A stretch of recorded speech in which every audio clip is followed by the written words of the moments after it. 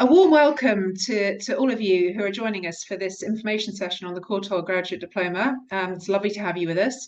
I'm speaking to you from the Vernon Square at the Courtauld here in London, and my name is Teresa Lane. I'm the head of the programme, and I'm joined today by my colleague Alex Hawkins, who is from the postgraduate admissions team, and myself and Alex are going to be sharing the presentation this afternoon.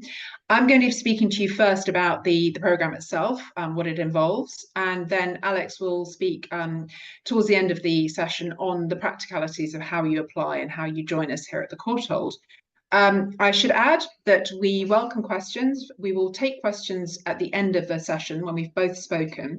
But if you have burning questions as we're speaking, please feel free to put them in the chat as we go along, or we'll have a discrete time to deal with those, as I say, at the end of the session. So without further ado, let's move on. And I'm going to be seeking to answer this afternoon two questions. Firstly, why study at the Courtauld? And secondly, more importantly, from my point of view, why the Courtauld Graduate Diploma in the History of Art? Some of you, I appreciate, may be familiar with the Courtauld. You may have studied here. You may have undertaken courses through the public programmes. You may have been to research forum events.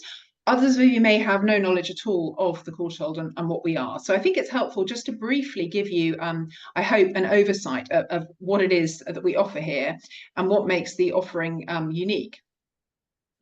The Courtauld offers two campus spaces for learning. On the left, I'm sure some of you will be very familiar with the wonderful location of Somerset House, looking at the courtyard towards the Courtauld Gallery at the end, which was subject to a beautiful refurbishment programme that was reopened about 3 years ago now, I think.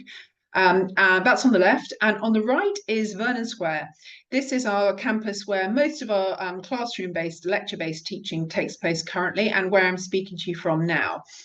In terms of location, for those of you that know London, Somerset House is just off the Strand in central London, and Vernon Square also in central London, but slightly further north than Somerset House and near King's Cross, just on Pentonville Road. I walked from Somerset House this morning to the Vernon Square campus in around 25 minutes, so that just gives you some idea.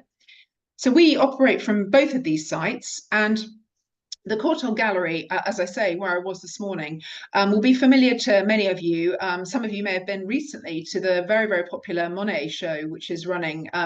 When I arrived at the gallery to teach this morning at 10, there was already a queue of about 40 people waiting to get in this morning, which was really exciting.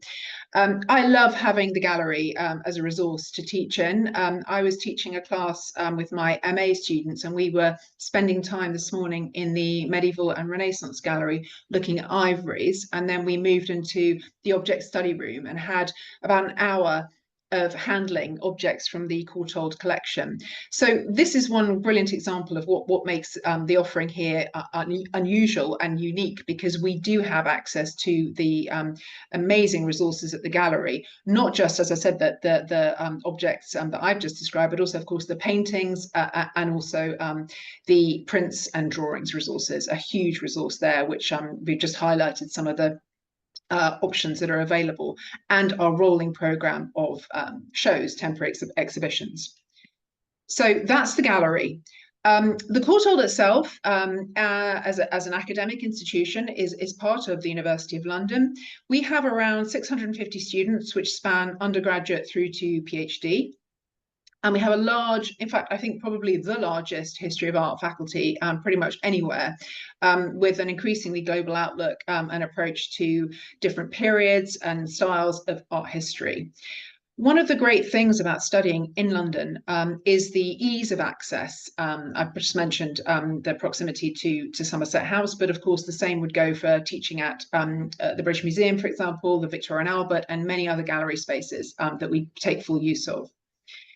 We have two campuses, as I've outlined, Vernon Square and Somerset House. And we have teaching that is led by faculty and lecturers who are active in the field.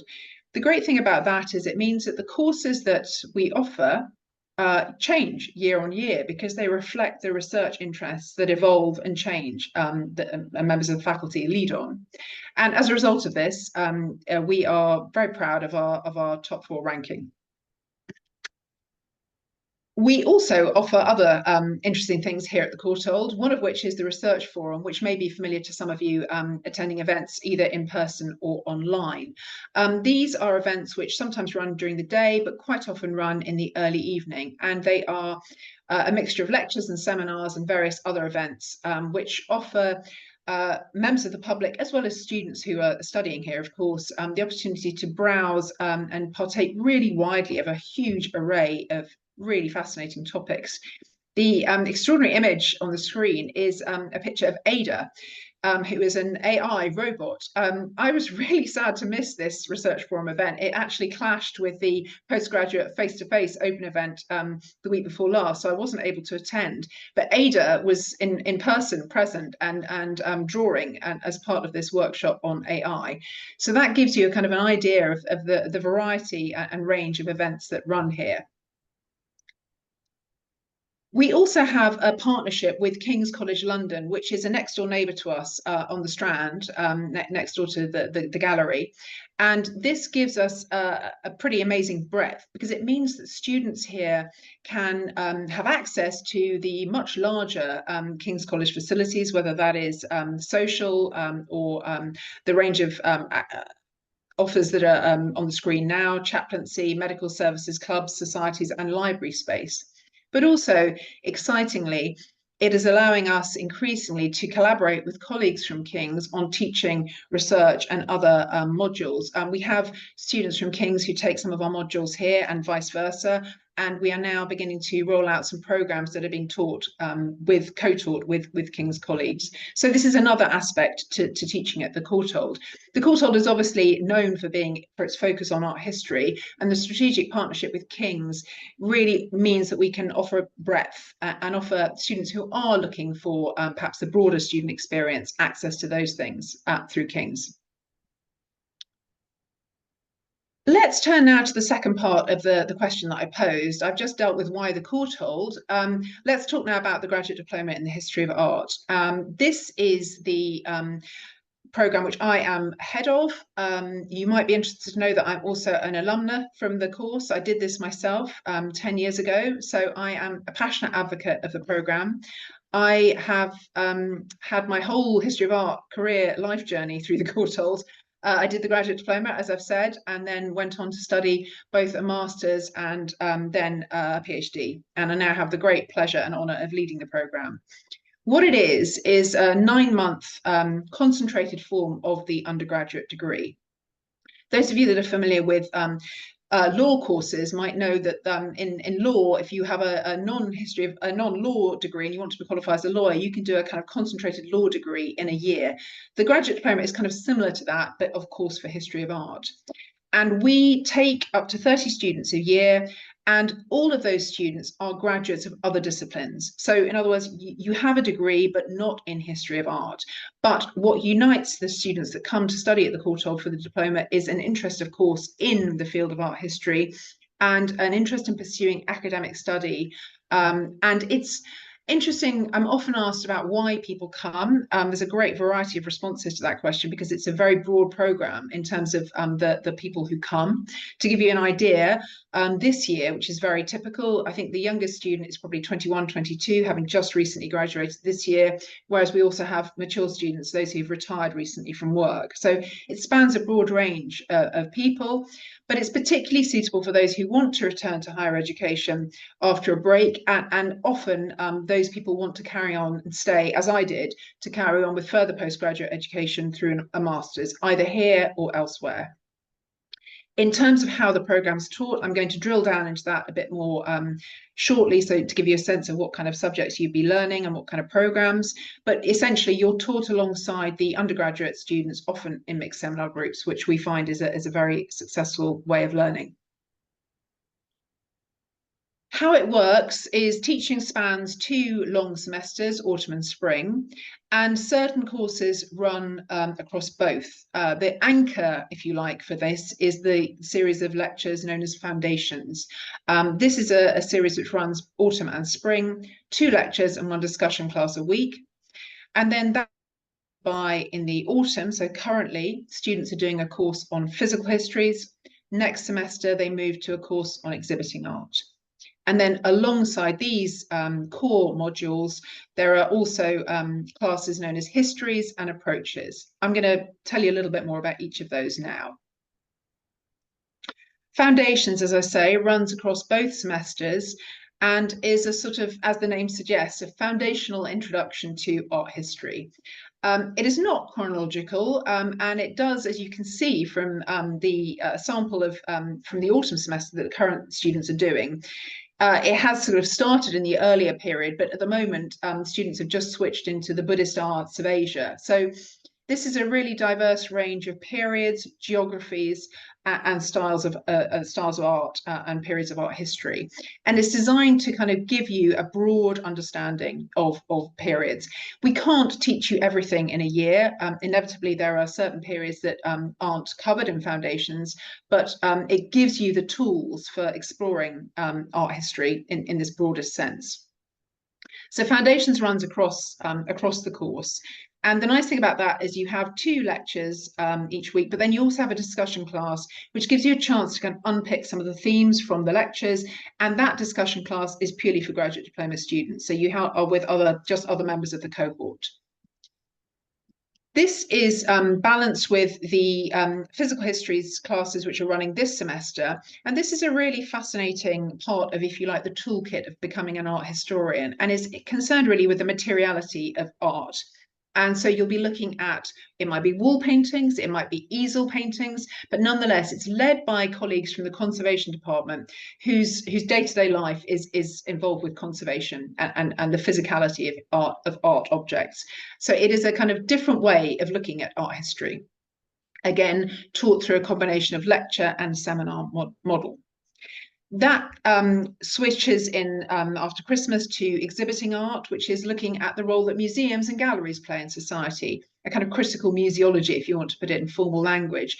And this is where London comes into its own, because it means that students are regularly going to look at the displays in places like the Victoria and Albert or Tate and critiquing them, thinking about why curators make certain decisions to hang art in the way they do, decisions about, for example, wall captions, and what is it like to curate a show. So, and the great advantage is, of course, studying here is that many of the people that teach you have curated shows and are active in this field. The other modules that you take are known as approaches. These are kind of more methodological in approach, as the name suggests. They explore ways that we can encounter art through text, through what scholars have written about critical engagement with art. And I've given a few examples of the kind of approaches courses that are running at the moment. I teach the course Embodiments, the body of a subject and object in medieval art. And we each week take a couple of scholarly texts on medieval art, various aspects of the body, and unpick them, basically using these texts as a way of understanding the art itself. That course is balanced with histories, and these are a range of kind of, as you can see, period and geography specific courses that are very broad in range, and again taught through the similar through the similar lecture and seminar model. These approaches and histories courses have an elective element. So in other words, students are offered the choice of their preferences. That is the taught component of this course. On top of that, the course also offers a chance to do a dissertation. So this is an independent research project, 5,000 words, and students have a free rein. They can choose whatever topic pretty much they like, and it's one of the most popular aspects of this diploma. Students work on a huge variety of ideas. Some come to the Courtauld saying that they already know what they want to work on. Others will find an idea and some image or object they encounter perhaps in a lecture or in a course will spark their interest, and that's where they'll lead. The great thing about this is that you build the skills for the dissertation from the moment you arrive here and the moment you start learning. And you're supported in that through a series of lectures which give you the kind of academic skills you need to write in a scholarly way. But also, as you come towards refining your title and working out what you're going to work on, you're then paired up with a member of the faculty who works as a sort of supervisor, and you meet a couple of times and discuss your research, and they kind of help you through the process, which the feedback from the students is generally really enthusiastic about this process. It's a really popular aspect of the programme. So this is the kind of independent research aspect of the diploma.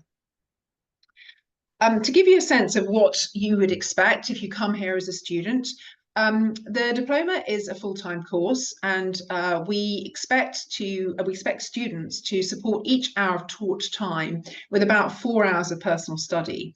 In an average week, you might have about 9 to 10 hours, for example, of taught time. So that gives you a sense of why we describe it as a full-time course, because there is a lot of reading, there's a lot of preparation, particularly for the seminars, but also for the lectures. And to get the full benefit of the course, that's an essential part of it. It is assessed through a mixture of deadlines, mainly written, mainly essay-based, but the physical histories and exhibiting art are assessed through a portfolio, so 3 smaller pieces of work. There's only 1 exam, and that is for the approaches module, and then there's the dissertation.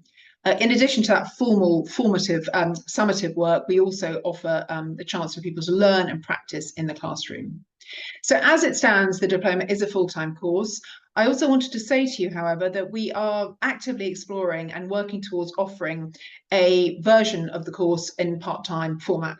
We hope to be able to offer this from September next year, so for the current run of application. And if you're interested in that, perhaps we can deal with that and talk about that a bit more in the questions. In terms of support, you receive a lot, as much as you need. I, as the course leader and personal tutor to all of the students, I meet with the cohort regularly. But in addition to myself, there's also a host of people here wanting to make your learning journey as fruitful and as enjoyable as possible. On the practical literary side, academic side, we have the Royal Literary Fund Fellows, who are people who are here to help you with your writing, to give you feedback on essays and how you can improve. And then we also have a host of people who are working with wellbeing to help you with study support, counselling, any needs you may have in that respect.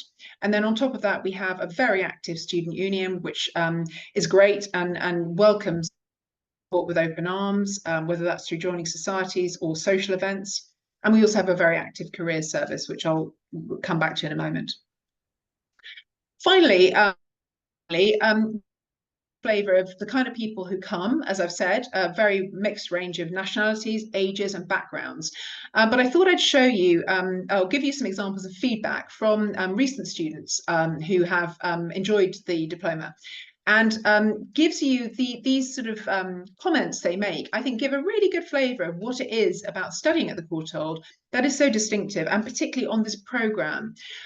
Alfie, the first paragraph, is reflecting on the size benefits of coming to a smaller institution like the Courtauld and getting to know lecturers and seminar leaders, and also the enjoyment he experienced of being taught in front of objects in galleries and museum spaces. Sharon was, and I should say Alfie was a recent graduate. He just graduated from a large London university.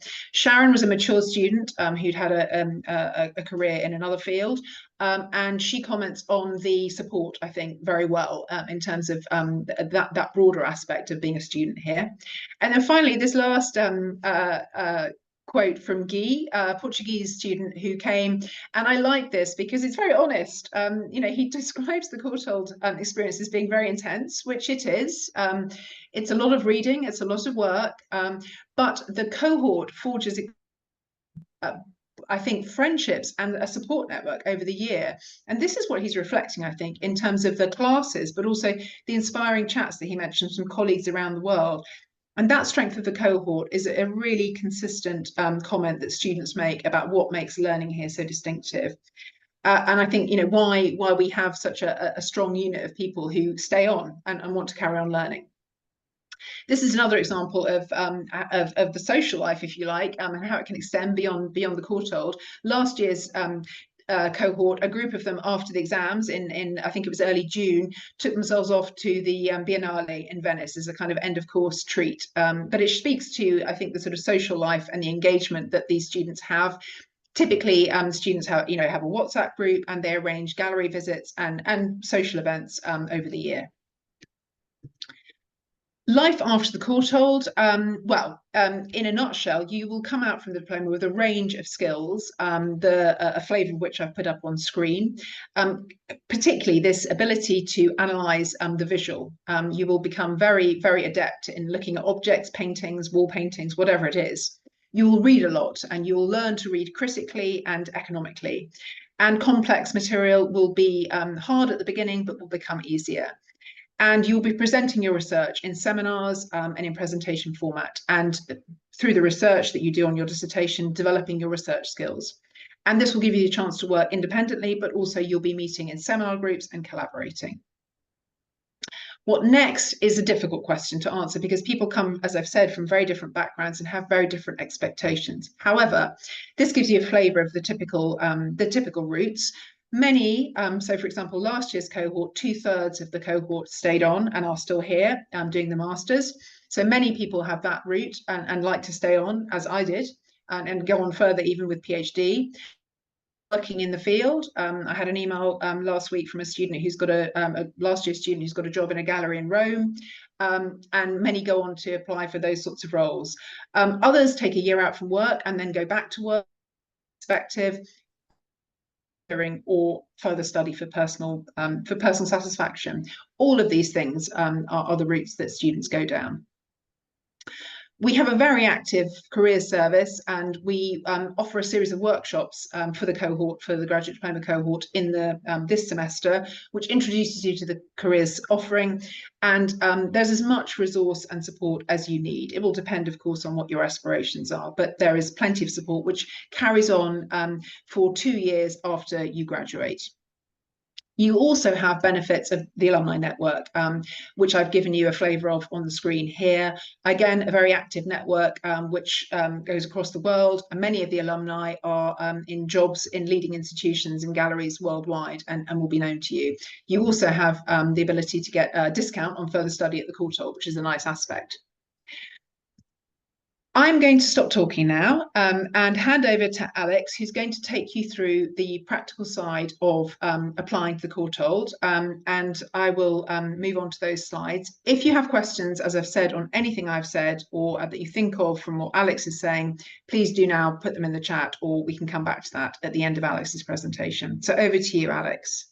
Great, thank you very much. So we've heard about why you might want to consider the fantastic programme. I'm going to talk about the practicalities of getting the application in, some of the time frame for that. So applications opened for 2025 entry a few weeks ago.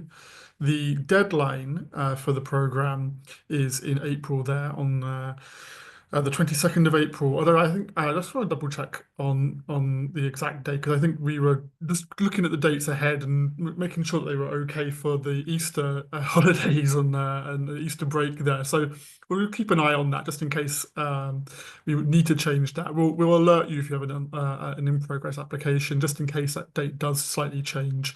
The date is, I want to flag, slightly later than some of the other programs. In part because we sometimes do see people want to apply to the other programs who might also be considered for the graduate diploma, depending on your level of experience. And so one thing that is new this year is that you can apply to more than one program through the application portal.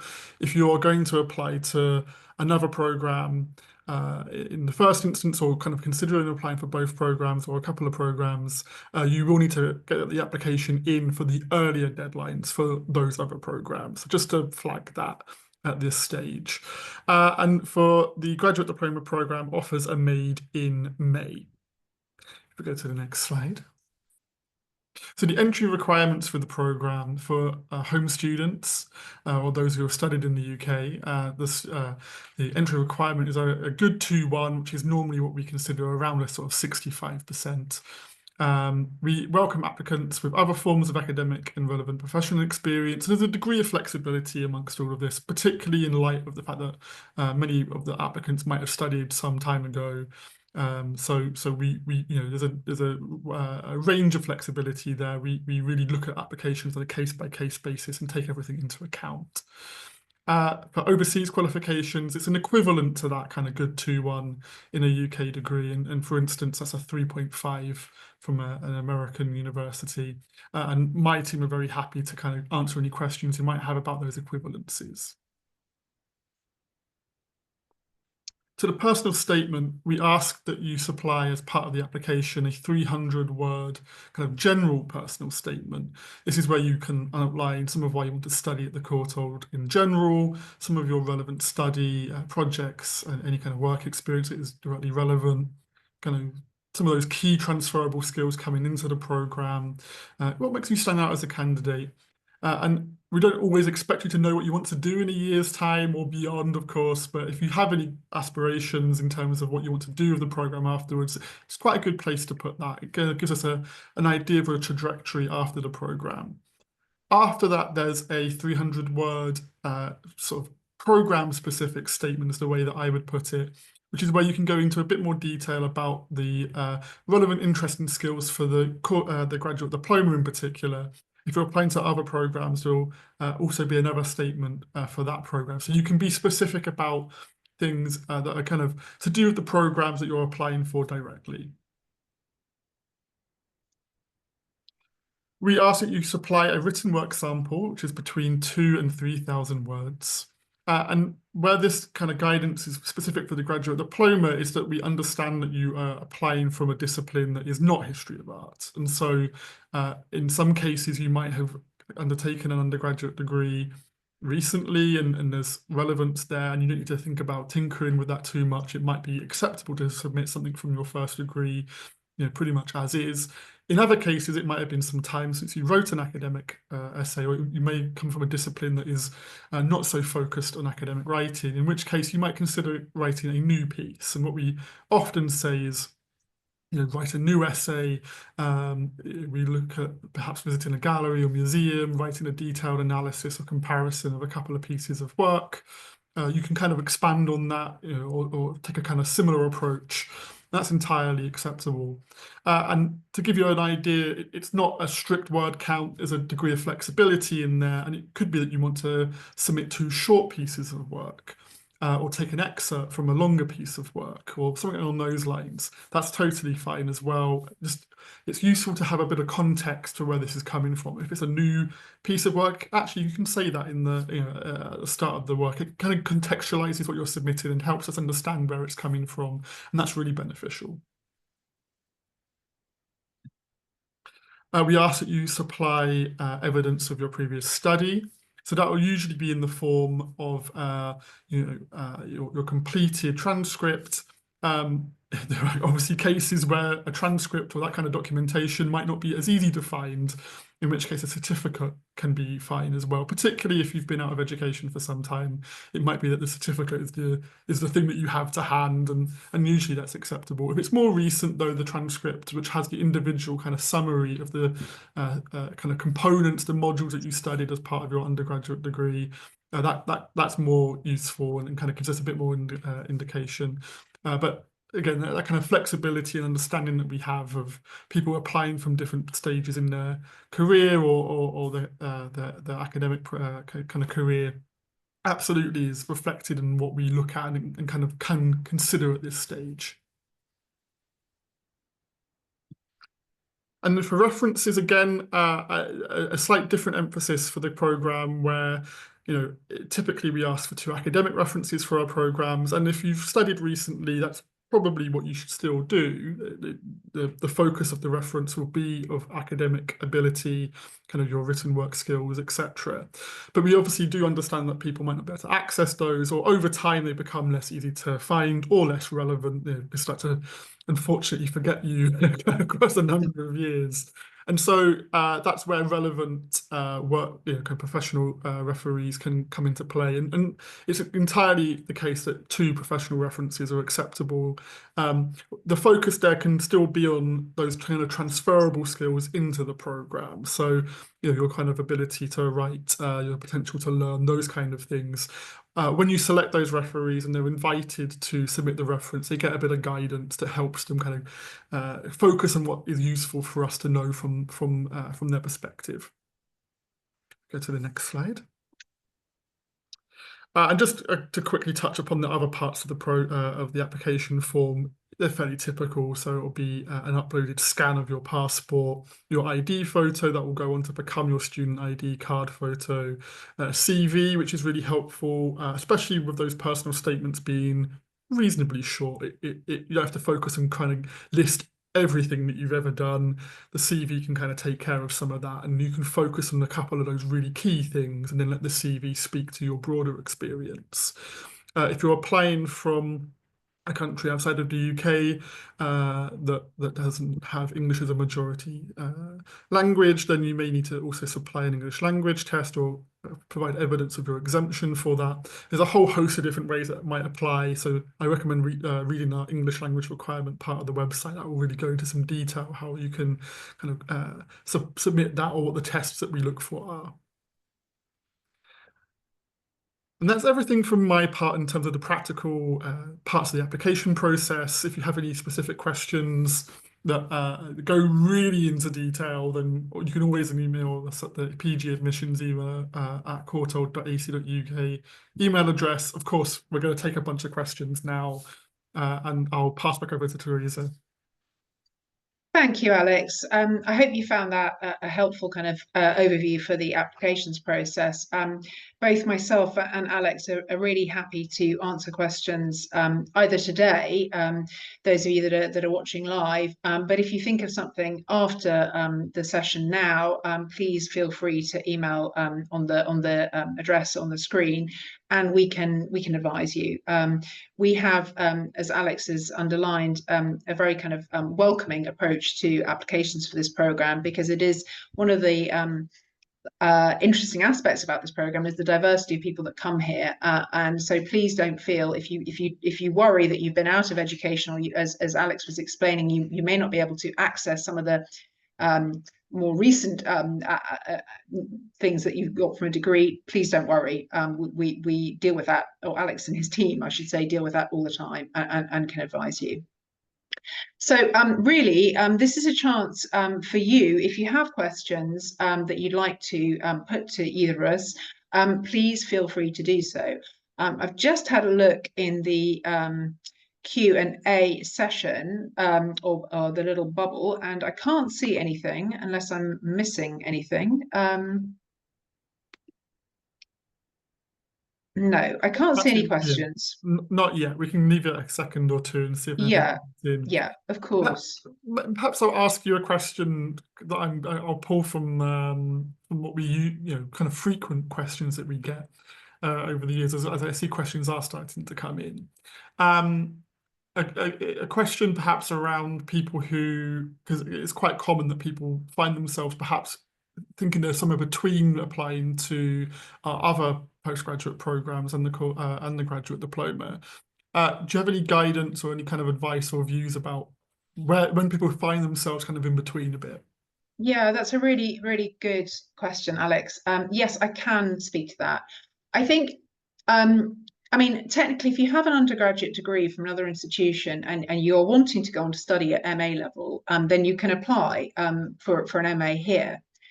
What I would say is, particularly for those of you that have been out of academic study, or those of you who are coming from a non-art history background, the diploma gives you a really intensive induction into academic life and academic writing and the academics discipline of art history.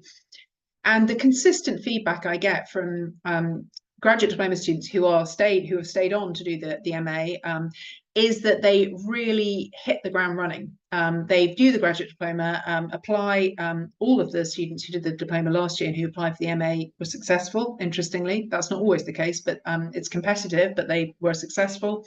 And several of them, when I saw them last week, were commenting that they felt really well equipped.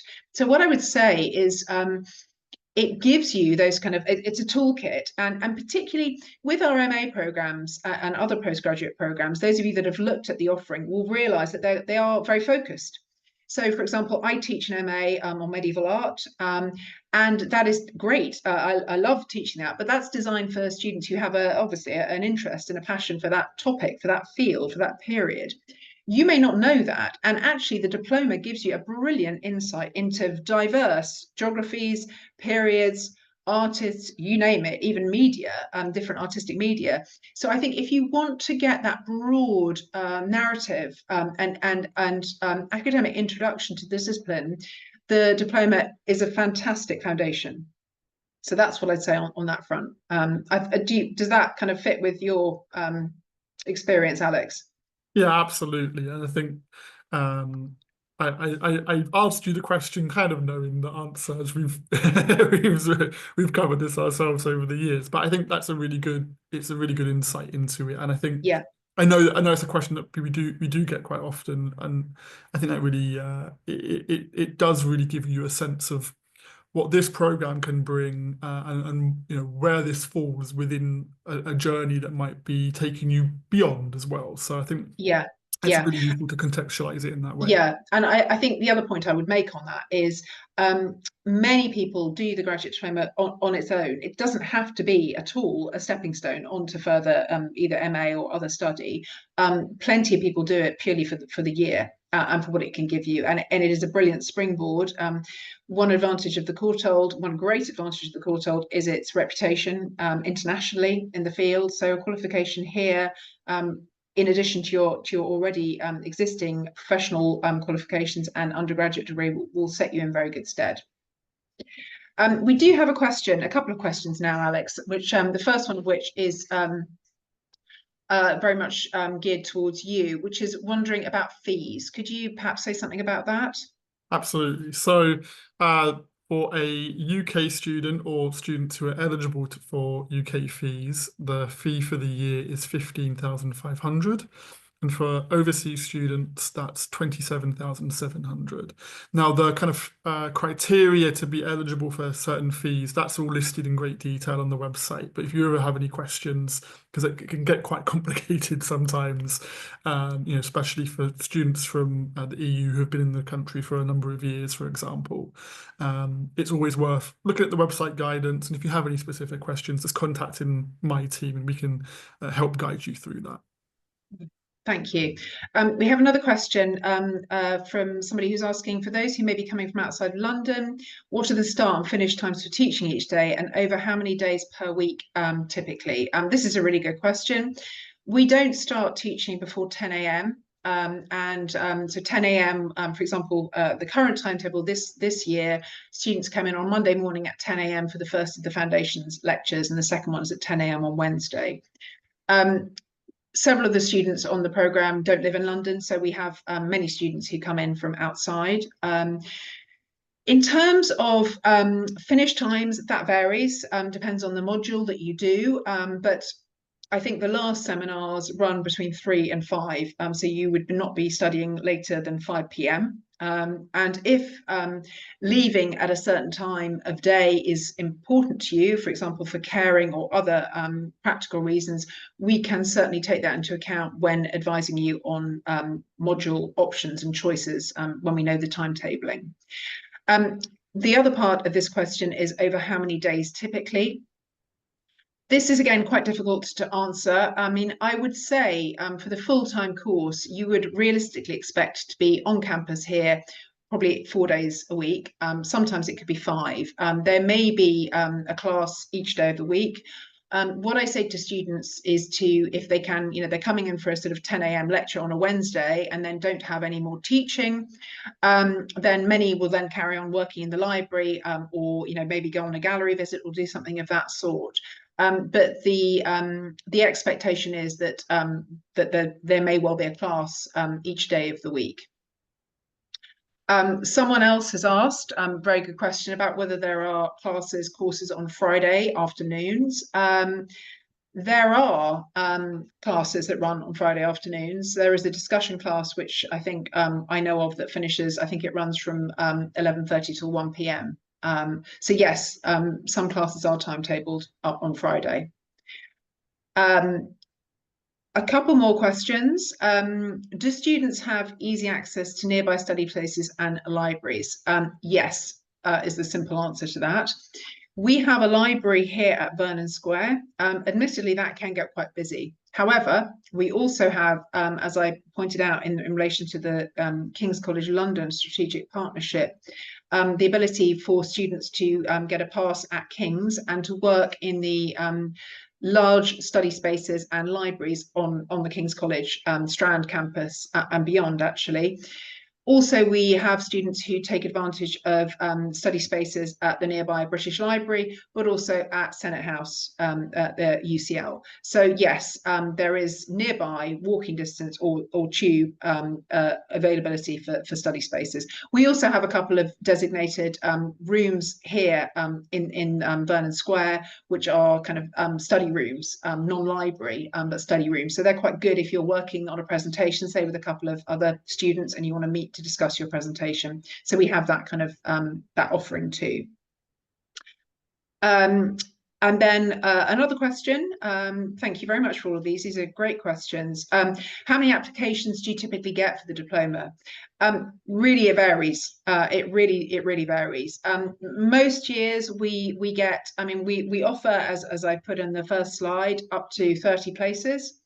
And we get more applications than we have places, but we are able to consider all the applications, and we can usually get a good idea from the application form and the personal statement and the writing sample as to who's going to flourish on the programme. I'm just having a look to see if there are any other questions. Yes. Yes, somebody is asking about the details of the plans to deliver the course part-time and whether any of the lectures are delivered online. At the moment, with the full-time course, the lectures are delivered live, but they are recorded on the basis that we understand that certainly some people will have problems accessing, you know, for whatever reason, may not be able to attend live and can catch up.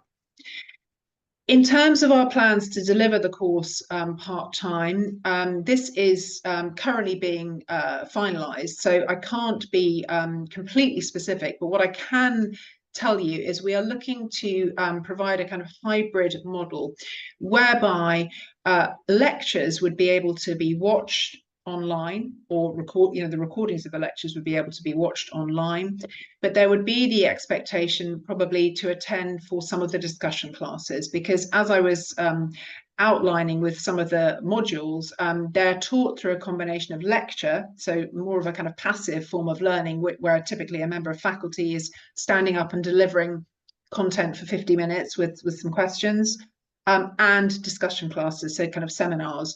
These are smaller, typically up to 15 students, and they are discursive. So typically the seminar leader will set texts and ask students to read them, of course, before the class, and then the seminar is a discussion. Sometimes unpicking material that you've covered, that's been covered in the lectures, but often exploring new material. And that's where the discussion model is helpful. So we're thinking that probably that will be mandatory face-to-face, but the lectures will be able to be viewed online.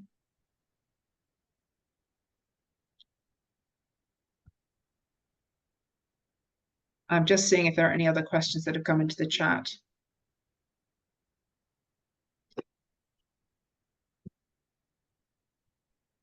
I don't think so, unless I'm missing any. Shika, I don't know if you can see any. No.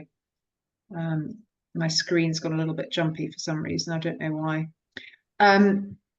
Okay, well, I hope that's given you a kind of sense of the kind of experience of learning here. And I really hope that it's whet your appetite. I, of course, am a strong advocate for this programme, being a former graduate of it myself, but I really feel that it can give the students that do it a brilliant start, whether it's just as a sort of stepping point for other study, or just to kind of increase your enjoyment of art history more broadly. So please, if you have questions that you'd like to, or you'd like to kind of have a bit more discussion on elements that I've addressed in this presentation, you can email me or email Alex, and we'll do our best to answer those. And the same goes with the part-time, as I've explained is slightly evolving. Do please keep in touch with us, and we will, of course, on our website post as we evolve the programme what it will look like. So I would say keep an eye on that too. Anything else, Alex, that you'd like to say? The only other thing would be a question we often get is is it good to submit an application early or kind of time frame for that part of the process? We typically don't look at the applications until after the deadline, so there's no need to rush an application in or worry about it being first come, first served.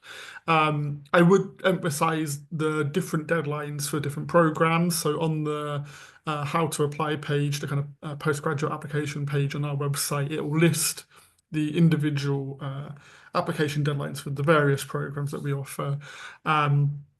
It's a good idea, I will say, to get your application in a week or two before a deadline, just so it has time for the references to come through. Because whilst they don't have to be there on the day of the deadline, if they don't come through in good time, it can sometimes delay the application being fully reviewed or for us to really take full account of the application. So that's just the only thing I'd say to bear in mind. Just it's always a good idea to get it in a week or two before the day of the deadline. Yeah, that's a good point. And if you have in terms of the application, I think Alex dealt with this very well. But if you do have questions on or would like some guidance on the writing sample, please feel free to get in touch with us, and we can make some suggestions. Students have approached that. Current students have approached that really creatively, and often have really enjoyed actually the process of going to a gallery, going to a current show, and as Alex was saying, choosing a couple of paintings or objects and writing on them. We don't expect that to be kind of scholarly in terms of full footnoted and bibliography. We're really just looking at evidence of how you approach the visual through the written word, because that's really what you're going to be being taught here, and those are the skills you'll be refining. So really it's just a question of you choosing something that you want to write on and hopefully enjoying that process. Oh, there has been another question come through I just saw about visa support. So yes, we are able to support applications to get a student visa. There's a kind of a typical support that you would have as a UK university for the program. There'll be more information about that and kind of the details about how you apply and how you support that on the website under kind of visa and immigration sections. But yes, we're able to provide support for a student visa application. Great, thank you, Alex. Well, if there are no more questions, we'd both like to really thank you for joining us this afternoon. We hope that we've given you a good overview of the programme and indeed life of the Courtauld, and we really look forward to receiving your applications, or indeed before that, if you have questions, get in touch with us. We look forward to hearing from you. Thanks very much for joining us. Bye-bye.